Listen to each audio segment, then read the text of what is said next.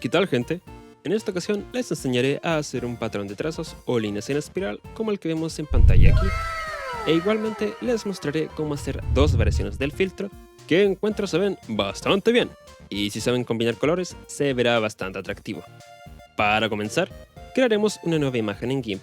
En mi caso, la haré cuadrada, y sería útil que sepan el múltiplo o potencia del ancho que elijan, que en este caso es 2 elevado a la n, y veremos más adelante por qué es relevante. Partiremos por elegir un color de fondo que nos guste. Yo en este caso usaré el verde de esta paleta de color.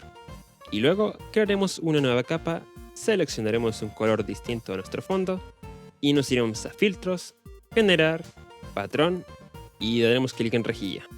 Una vez tengamos a la vista la ventana de rejilla, desvincularemos estos valores dando clic en estos iconos a la derecha. Luego, dejaremos el line height en 0 para obtener el patrón de trazos que necesitaremos. Luego, definiremos un ancho basado en la resolución de nuestro archivo. 2048 equivale a 2 elevado a 11, así que pondré 2 elevado a 7 en el ancho, que vale 128. ¿Por qué necesitamos saber o hacer esto?, se estarán preguntando. Pues porque así el patrón radial será simétrico. Luego, en el line width, pondremos la mitad del número que pusimos arriba. En este caso, 128 partido en 2 es 64. Y con eso está hecho el patrón que necesitamos.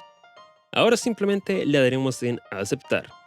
Pero, en caso de no querer hacer cálculos raros como el que hice recién yo, pueden hacer esto que es más conveniente. En la anchura principal, ponen el número que se les antoje. En el line width, la mitad de ese número, y obtendrán un resultado similar al anterior. Pero el problema son los bordes, pues al ser del mismo color, resultarán en un trazo de la espiral súper grueso que se ve mal.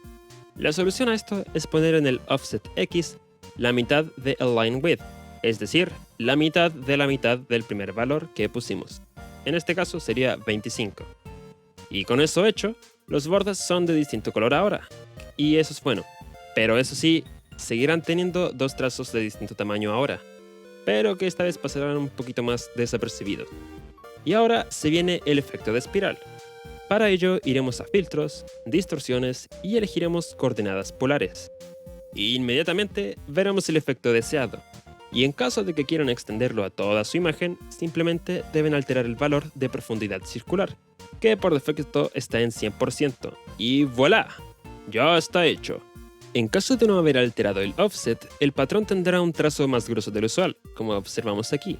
Y en caso de haber puesto un offset, tendremos dos trazos más delgados al resto. Luego, para finalizar, podemos hacer con el patrón lo que queramos. Yo, por ejemplo, agregaré a Wilbur, que es la mascota de GIMP. También pueden variar el patrón si usan en cambio la distorsión de caleidoscopio, que por defecto nos dará un efecto octagonal.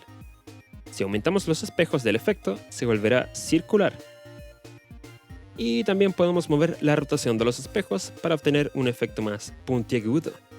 Y el resto se los dejo a ustedes, ya que es cosa de ir jugando con el efecto o los efectos que se les antojen para ver qué les gusta más.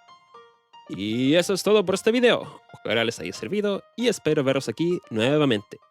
Aguántese como los hombres.